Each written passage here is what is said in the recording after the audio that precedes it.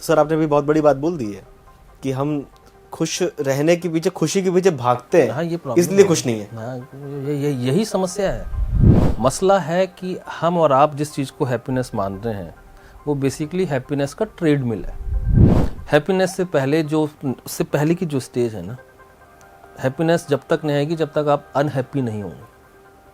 Unhappy होंगे तब तक हैप्पीनेस नहीं आएगी। तो हैप्पीनेस की पहली स्टेज तो अनहैप्पी ना होना है। कुछ हुए हो। अच्छा, हम इंडिया पे आए, सोसाइटी पे हमने बात कर ली कि जो तो हमारी सोसाइटी हमको टारगेट देती है। हाँ जी, हमारे सामने हमारी गोल रख दिया है। वनरेबिलिटीज बहुत हैं। हाँ, हमारी वनरेबिलिटीज बहुत हैं, तो सोसाइटी हमेशा टारगेट्स देती है। दूसरा, वो टारगेट्स जो होते हैं वो आपकी जो नेचुरल डिज़ायर्स होती हैं उसके अगेंस्ट जाती हैं। सोशल मीडिया शॉर्ट टर्म के लिए आपको भ्रमित करता है,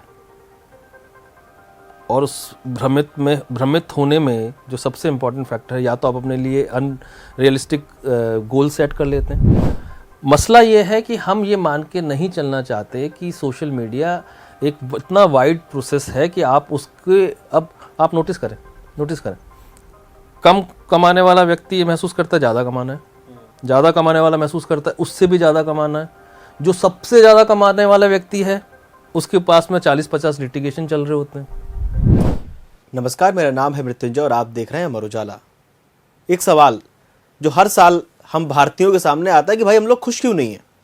क्या ऐसा चूक जाता है हमसे? हम कहाँ चूक जाते हैं कि हम खुश नहीं रह पाते हैं? क्यों हैप्पीनेस, वर्ल्ड हैप्पीनेस इंडेक्स में, विश्व प्रसन्नता सूची में हम बहुत नीचे रहते हैं? यहाँ तक कि वो देश, यूक्रेन की बात करें जहाँ युद्ध चल रहा है, पाकिस्तान की बात करें जहाँ रिपोर्ट्स में ये आता है कि खाने को आटा नहीं है, वहाँ हमसे ज़्यादा खुशी है।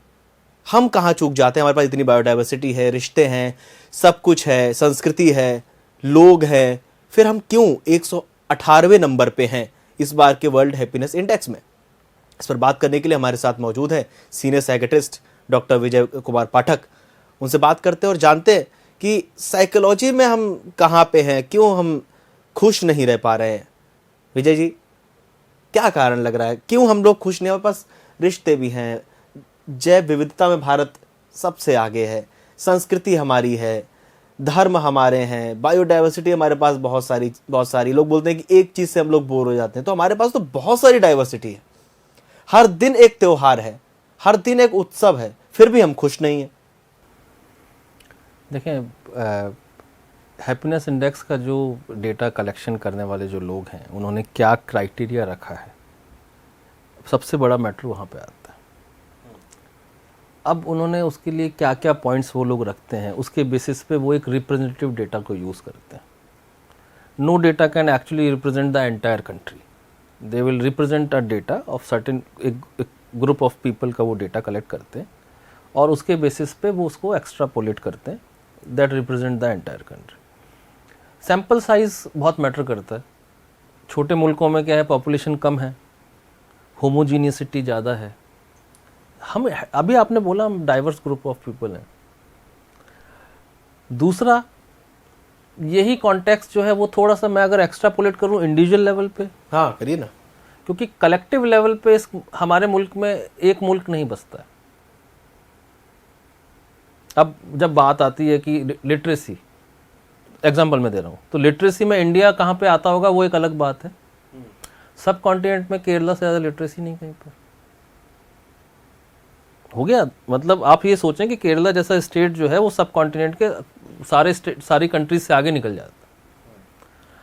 डाइवर्सिटी जो है वो इम्पॉर्टेंट है। और अगर आपको इंडिविजुअल लेवल पे हैप्पीनेस की बात करनी है तो सबसे पहला सवाल ये आता है कि हैप्पीनेस लेने के लिए हैप्पीनेस के पीछे भागना सबसे पहले बंद करना पड़ेगा।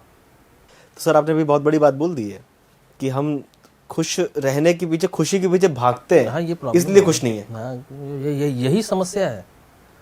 तो वो कैसे, जो होता है ना कि हमें ये लगता है कि यार चलो ये मिल जाएगा, बचपन जैसे हम पढ़ रहे थे तब लगे कि चलो 5th क्लास में 4th क्लास में 90% मार्क्स आ गए, बहुत खुश हो गए, पहुंचे, जॉब मिल जाएगी, खुश होंगे।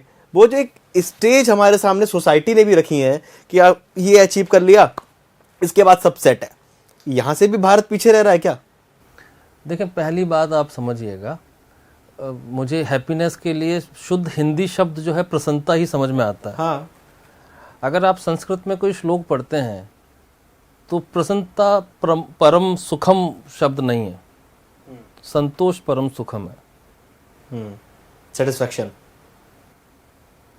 मसला है कि हम और आप जिस चीज़ को हैप्पीनेस मान रहे हैं वो बेसिकली हैप्पीनेस का ट्रेडमिल है। अच्छा। अचीवमेंट बेस्ड हैप्पीनेस जो है वो ट्रेडमिल है। हैप्पीनेस को परसिस्टेंस रखना जो है ना वो अचीवमेंट से संभव ही नहीं है। आप जो भी चीज़ अचीव नहीं करते हैं तो आपके अंदर में एक ऑटोमेटिकली थॉट आता है ये मुझे मिल जाए तो मैं बड़ा खुश हो जाऊंगा। जैसे ही वो मिलता है तो कुछ समय के बाद में उसके साथ जुड़ा हुआ हेडोनिक टोन, वही आपका जो नया सूट जो आप हमेशा खरीदना चाहते थे, वो गाड़ी जो आप जब तक नहीं ली आपने तो आपको लगता था ये मेरी ड्रीम कार है, वो जॉब जब तक आपको नहीं मिली तब तक आपको लगा ये मिल जाए तो मेरा जीवन एकदम खुश हो जाए, लाइफ सेट है, खुश हो जाऊंगा मैं, खुश हो जाऊंगा। आप वो ट्रेडमिल जैसा ही है। ट्रेडमिल में नहीं होता आप जरा सा आगे भागते हो तो हैप्पीनेस का ये जो आइडिया है ना, अचीवमेंट वाला हैप्पीनेस, मेटेरियलिस्टिक हैप्पीनेस, ये बेसिकली ट्रेडमिल है। तो वो जो हिंदी में कहावत है कि दूर के ढोल सुहावने होते हैं। भाई आपको जो उसकी हैप्पीनेस है ना वो उसकी नॉवेल्टी है। तो अब वही कोट वही सूट जो आपने उस समय लिया था वो कहीं अब किसी अलमारी में फाके खा रहा है, मतलब धूल खा रहा है, सॉरी। वो जूते जो आपको लगता था कि यार ये जूते मेरा बड़ा ड्रीम जूते हैं, मैं पॉकेट मनी सेव करके, हम सब लोगों ने अपने बचपन में करा है भाई ये। ठीक है, वो डिग्री जो लेनी थी वो अब लगता है अरे यार कहाँ फंस गए नौकरी में। आप और हमारा जो अचीवमेंट ओरिएंटेड हैप्पीनेस का प्रोसेस है वो ट्रेडमिल है। उसकी नॉवेल्टी जिस दिन खत्म हो जाएगी, उसमें नयापन जिस दिन खत्म हो जाएगा, आपकी हैप्पीनेस। तो बाकी जो देश है वो यहाँ पे हमसे आगे जीत जाते हैं क्या? अरे भाई मैं जो ह्यूमन साइकोलॉजी वो दूसरे देश में बदल जाती है। बाकी जो कंट्रीज हैं जो ऊपर आती हैं वो वेलफेयर कंट्रीज हैं। हैप्पीनेस से पहले जो उससे पहले की जो स्टेज है ना, हैप्पीनेस जब तक नहीं आएगी जब तक आप अनहैप्पी नहीं होंगे। अनहैप्पी होंगे तब तक हैप्पीनेस नहीं आएगी। तो हैप्पीनेस की पहली स्टेज तो अनहैप्पी ना होना है। ये कैसे कंट्रोल? हाँ, अब यहाँ उसका अब देखें, यही मैं कह रहा हूँ। आपको क्या लगता है ना कि यार ये सही आम उगाए, तो आम किस पे उगे? पेड़ कहाँ पे लगाए? बगीचे में, उस जमीन पे लगाए जिसकी उर्वरक क्षमता थी, उसकी जड़ें फंसी हुई हैं। तो अब आम जो है वो आम अकेले आम तक आपका फोकस रहेगा तो आप पेड़ मिस कर जाएंगे। पेड़ रहेगा तो आम आते रहेंगे। तो हैप्पीनेस से पहले जो सबसे ज्यादा जरूरी चीज है वो है पीस। अच्छा, तो ये जो रेस लगी हुई है हमारे यहाँ, वो लोगों ने सिखाया है ना। तो जो सोसाइटी की रेस है कि शर्मा जी का लड़का, भाई हम अचीवमेंट ओरिएंटेड सोसाइटी हैं। और हमारा अचीवमेंट बड़ा मुल्क, बड़ा कंपटीशन, बड़े चैलेंज, ये आपका चॉइस है। आपको सब लोग ले जा रहे हैं सेफ्टी की तरफ। पहला काम क्या है? नौकरी लग जानी चाहिए, मार्क्स आ जाने चाहिए, हमारा बुढ़ापा जो है वो तुम ठीक करोगे। क्या हो जाए? सरकार क्यों नहीं करेगी हमारा बुढ़ापा ठीक? जितने फिनलैंड वेलफेयर स्टेट है, अगर वहां पे लोग अनएम्प्लॉयड होते हैं तो सरकारें क्या करती हैं? डोल्स देती हैं। इंटरेस्ट रेट्स क्या हैं? हाउसिंग कैसी है? एजुकेशन को कौन स्पॉन्सर कर रहा है? On paper welfare country. हम तो सर पाकिस्तान से भी नीचे हैं खुश रहने में। तो जब आप ये यूक्रेन से जब आप इतने दिनों से युद्ध चल रहा है, क्योंकि उनका ह्यूमर इंडेक्स ज्यादा है। They are happy to enjoy their distress. Pakistan का जो ह्यूमर है, ठीक है, वो आप हमेशा देखें। आप हमारे पास में अब ह्यूमरिस्ट नजर आने लगे हैं, नहीं तो पाकिस्तान की ह्यूमर इंडस्ट्री तो कोई आज की है। ठीक है, वो ग्रेट लीजेंड मोइन खान से लेकर उमर शरीफ से लेकर, ठीक है, वो एक तो टेंडेंसी होती है। दूसरा, उन लोगों की रिक्वायरमेंट आप नोटिस करिए ना। वो एक बड़ा हिस्सा है जो पश्तून वाला इलाका है, जो खैबर पख्तूनख्वा, और पीपल डू नॉट, पूरा अफगानिस्तान खुश है। आपकी लाइफ, आपको जब आपका जो डिमांड ऑफ द लाइफ है वो अगर है ही नहीं, आप लाइफ डिमांड ही नहीं कर रही है आपसे, तो आपको डिस्ट्रेस क्यों होगा? तो अब ये इस महत्वाकांक्षाएं कम है। महत्वाकांक्षाएं दो वजह से कम होती है, एक तो आप नहीं चाहते हाँ, और एक आपको पता है कि आप कुछ भी चाह लेंगे वो मिलेगा नहीं। मिलेगा नहीं। तो मतलब हमारे पास ये है कि हमें जो हमारे पास हाँ, स्कोप है ज्यादा, हाँ, तो वही स्कोप हमारी हैप्पीनेस को खत्म कर रहा है। भाई, क्योंकि आप उस स्कोप को पूरा करने के लिए आप बहुत इनपुट्स देते हैं, एफर्ट्स करते हैं। हाँ, एफर्ट्स करते हैं, और आपको पता है कि आपको ही वो एफर्ट करने पड़ेंगे। रिस्पॉन्सिबिलिटी। तो पीस से पहले आएगा फ्रीडम। फ्रीडम किस चीज से? डिस्ट्रेस से। स्ट्रेस। हाँ, आपको ऐसे थॉट से फ्री होना पड़ेगा जो कि आपको ये मजबूर करते हैं कि आप परेशान हो। जैसे आप अगर आज, जैसे मैं एग्जांपल दे रहा हूँ, मैं फिर से फिनलैंड या किसी भी कंट्री का एग्जांपल दे रहा हूँ, और हम लोगों को आइडियली जो है ना, वो पाकिस्तान वगैरह या बाकी कंट्रीज के साथ कंपैरिजन कर लेना में कोई बुराई नहीं है, हाँ हाँ, पर हमारा टारगेट पाकिस्तान होना भी नहीं चाहिए। बिल्कुल। तो हमारा टारगेट तो फिर फिनलैंड ही होना चाहिए। नंबर 1 पे फिनलैंड है। तो भाई उसके इर्द गिर्द तो कहीं पहुंचे हम। सही बात है।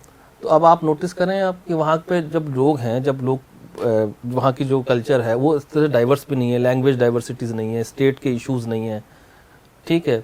वेलफेयर कंट्रीज़ जो होती हैं वो उनमें एक चैलेंज, उनके पास में एक रिसोर्स या सेंस होता है कि if I am not able to do anything the government is going to help me. वहाँ पे आप आज हैप्पीनेस safe इंडेक्स point को है, तो safe नोटिस zone कर है। सकते हैं, लोनलीनेस इंडेक्स क्या है वो पता करें। हाँ, वही सवाल तो वही है ना कि जैसे हमारे यहाँ हर एक रिश्ते हैं। हाँ, तो लोनलीनेस अकेला हैप्पीनेस को कंप्लीटली कवर नहीं कर सकता, that may be one of the component of it. Happiness index जो है ना वो प्योर हैप्पीनेस से नहीं आती। Happiness is a outcome of multiple contribution. Happiness is not a single virtue. आप बिना पीस के आप हैप्पीनेस में नहीं रह सकते।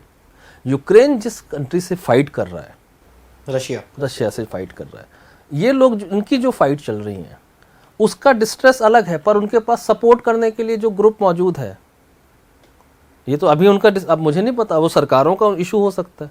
अब जैसे मैं जब ये गाजा वार देख रहा था या लेबनान और इजराइल का कन्फ्लिक्ट देख रहा था, आप माने कि उनका जो टारगेट रहा है, मेरे कुछ फ्रेंड्स हैं जो WHO यूनिसेफ के साथ काम करते रहे हैं, लेबनान में पोस्टिंग, जैसे उन्होंने मुझे बताया कि उन्होंने बहुत लेज़र गाइडेड स्ट्राइक्स करी हैं। आप किस सड़कों पे लोग चल रहे हैं, आम आदमी को ये नहीं लगता है कि उसको टारगेट किया जाएगा। वो ऑर्गेनाइजेशन को या ऑर्गेनाइजेशन से जुड़े हुए लोगों को वो लोग टारगेट करते हुए बताए गए। तो वो बंकर चाहे ज़मीन के कितना भी नीचे, अब कोलेटरल डैमेज कुछ हुए होंगे। अच्छा, हम इंडिया पे आए, सोसाइटी पे हमने बात कर ली कि जो, तो हमारी सोसाइटी हमको टारगेट देती है। हाँ जी, हमारे सामने हमारी गोल रख दिया है। वनरेबिलिटीज़ बहुत हैं, हाँ, हमारी वनरेबिलिटीज़ बहुत हैं, तो सोसाइटी हमेशा टारगेट्स देती है। दूसरा, वो टारगेट्स जो होते हैं वो आपकी जो नेचुरल डिज़ायर्स होती हैं उसके अगेंस्ट जाती हैं। अच्छा, एक जैसे क्रिकेट से एग्जांपल लें। क्रिकेट में हमें टारगेट मिलता है, फर्स्ट इनिंग को हम सोसाइटी मान लेते हैं, फर्स्ट इनिंग ने हमारे लिए टारगेट सेट कर दिया है, अब जो सेकंड इनिंग है उसे चेस करना है वो टारगेट। तो वो टारगेट चेस करते समय हम कैसे कूल रहें, कैसे काम रहें? बर्डन है ना टारगेट। दूसरा, अब आप क्रिकेट में 5 जनों को, फुटबॉल वालों को ले आए और टीम में लगा दें क्रिकेट की में। अगर आपका नेचुरल टैलेंट एकेडमिक्स नहीं है और मेरे और आपके फादर साहब ये तय कर लें कि दोनों बच्चों को IAS बनाना था, हाँ बिल्कुल, तो हम लोग फुटबॉल के खिलाड़ी थे जो क्रिकेट में आ गए।